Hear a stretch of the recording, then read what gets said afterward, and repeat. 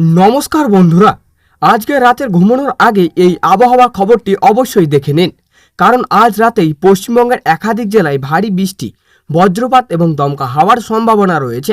আপনার জেলায় রাতটা কেমন কাটবে, কোথায় বেশি বৃষ্টি, কোথায় বজ্রপাতের আশঙ্কা আর আগামী সকালের পরিস্থিতি কেমন হতে পারে, সব কিছুই বিস্তারিতভাবে জানাবো আজকের এই প্রতিবেদনে।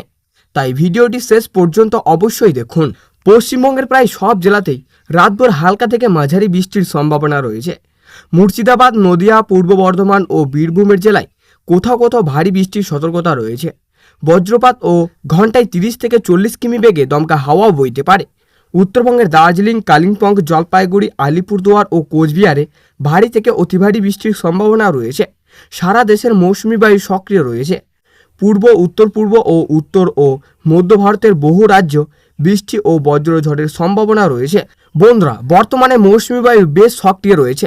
বঙ্গোপসাগরের আর্দ্রতা এবং মৌসুমি বায়ুর প্রভাবে পশ্চিমবঙ্গের বিহার, উড়িষ্যা, ঝাড়খণ্ড, আসাম, মেঘালয়, ভারতের বিস্তীর্ণ অঞ্চলে বৃষ্টির অনুকূল পরিবেশ তৈরি হয়েছে।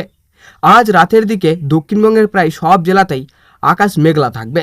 মাঝে মধ্যেই হালকা থেকে মাঝারি বৃষ্টি হতে পারে। তবে মুর্শিদাবাদ, নদিয়া, পূর্ব বর্ধমান ও বীরভূমে কোথাও কোথাও ভারী বৃষ্টির সম্ভাবনাও রয়েছে। বজ্রসহ বৃষ্টি এবং দমকা হাওয়াও হতে পারে, তাই অপ্রয়োজনীয় বাইরে বের হওয়া এড়িয়ে চলুন। কলকাতা, হাওড়া, হুগলি, উত্তর ও দক্ষিণ 24 পরগনা, পূর্ব ও পশ্চিম মেদিনীপুর, বাঁকুড়া এবং পুরুলিয়াতেও রাতের বিভিন্ন সময়ে বৃষ্টির সম্ভাবনা রয়েছে। কোথাও কোথাও রাস্তায় জলও জমতে পারে এবং যান চলাচলের সাময়িক সমস্যা দেখা দিতে পারে।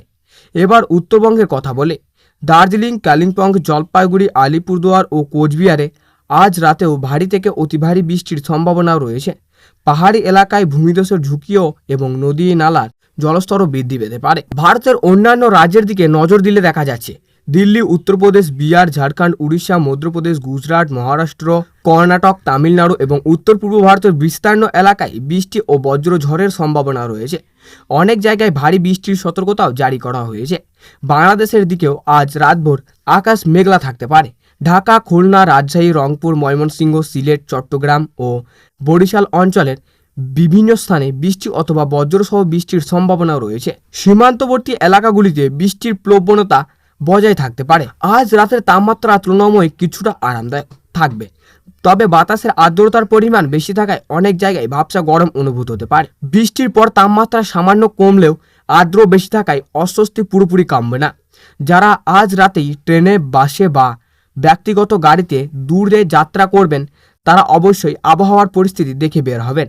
ভারী বৃষ্টির সময় দৃশ্যমানতাও কমে যেতে পারে এবং রাস্তায় পিছল হয়ে দুর্ঘটনার ঝুঁকিও বাড়তে পারে। কৃষকদের জন্য গুরুত্বপূর্ণ বার্তা রয়েছে। যেসব এলাকায় ভারী বৃষ্টির সম্ভাবনা রয়েছে সেখানে জমিতে অতিরিক্ত জল নিষ্কাশনের ব্যবস্থা রাখুন।